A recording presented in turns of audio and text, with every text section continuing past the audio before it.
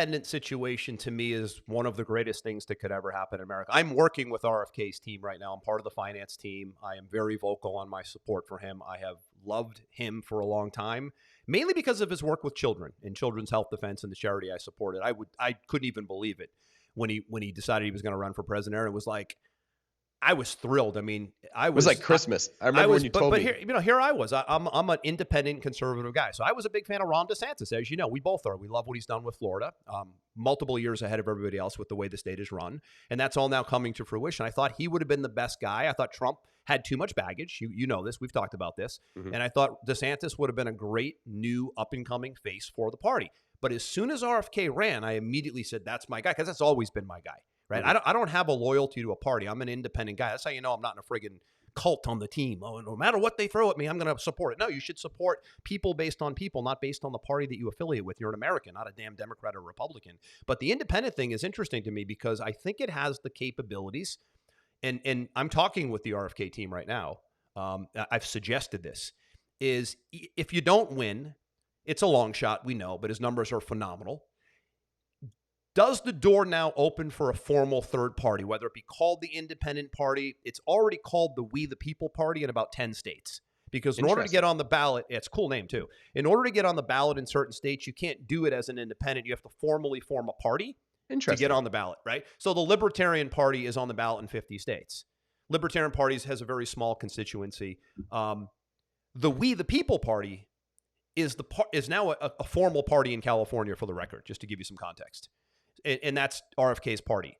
So I would love to see a third party, non-establishment, We the People, maybe that isn't the name, independent party, come out of this led by RFK, because I think that could really create a nice swell for the next cycle, which is 2028. Because I think that there's some analysts I follow that think RFK's time is in 4 years, not now. They think that right now he's put himself on the map, and now people really know his stance, and they know that all the labels were fake and false. Every label they assigned to this guy was a complete sham, and every single one of them is now proven.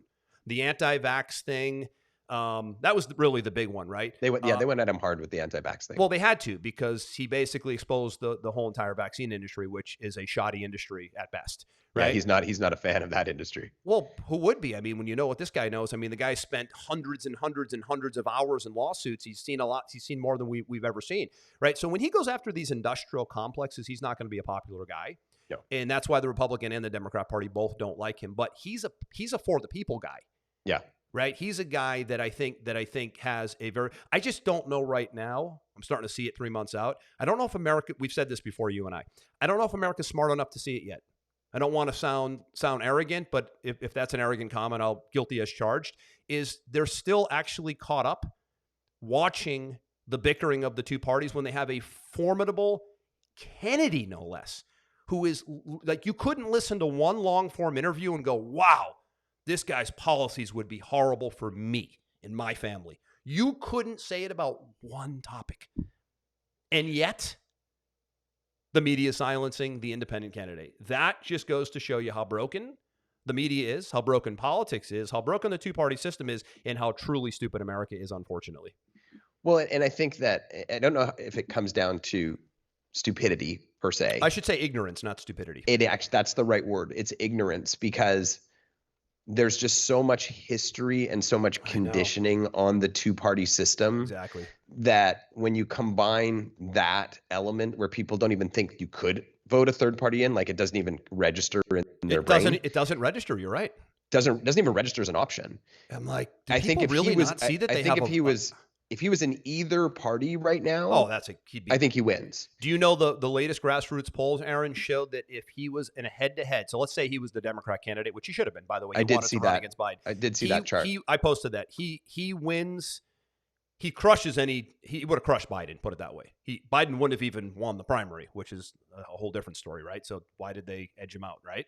So he would have beat Biden hands down. He would have beat Kamala Harris hands down, or anybody else in the Democrat Party. But the poll showed he's the only candidate that can beat Trump head-to-head. Yeah, I saw that. And he doesn't beat him by a little. He beats him by a 10% landslide. And that's grassroots polls. Now, when I say grassroots polls, Aaron, I mean not the normal polls you and I see from Rasmussen and all these big, Cornell University, Ivy League schools. Those are those are partisan polls. Those polls are done by the Republican and the Democrat Party. I'm talking about the polls where they go out into the streets and ask Americans, boots on the ground, who would they vote for right now based on these core issues? And he keeps winning in a landslide in those grassroots polls. The question is, when you have the DNC suing the states to keep you from getting on the ballot, Republicans don't really play around with it. They don't care. They'll compete at least. They don't need to spend their time and money trying to remove somebody from a ballot like this is the Soviet Union. That's what the Democrats do, and that's what they're doing, which is pretty scary. But the suppression of him is a problem. I didn't expect it to be like this. I expected the censorship to be hard, but it's really, really hard now. And that's going it is very hard. I guess my question for you is there any point in the next 90 days where that suppression can no longer happen? Like, if he gets on enough ballots, does he get into a debate where people can actually finally see him on mainstream TV? Is there a tipping point possibility? It's a great point, because we talked about that debate a second ago. So yes, when we get into formal debates now, post RNC and DNC conventions, formal debates, then the answer is absolutely yes, because you can't play games now. Because now you're on the ballot. He's on the ballot in 43 states, by the way. So let's say you're on the ballot in 50 states come September. And of course, Trump is on the ballot. And let's just say Kamala Harris is on the ballot. So now you have 3 people on the ballot. So you can't now, with a straight face. And by the way, CNN was sued, by the way. So technically there was some legalities. CNN was sued for election interference by the Kennedy. Yeah. So they are interfering with an election by keeping them off the ballot. But you're right. You can't get kept off the next ballot, because that will be formal and that will be based on who's on the ballot. So the little lie they played of he can't debate because he's not on the ballot, even though nobody was on the ballot, doesn't work next time because everybody's on the ballot. So to your point, yes, he gets stage time now. Now there's 3 people in the race, legitimately. Now there's 2 debates, most likely. And now you do actually have some mainstream media time of the American people being presented with the independent candidate on primetime TV. And that's going to go bad for everybody, because he will annihilate Trump in a debate. And Kamala Harris, to my point earlier, she will be a deer in headlights on any real question like chronic disease crisis, war, foreign policy, economic policy, dead.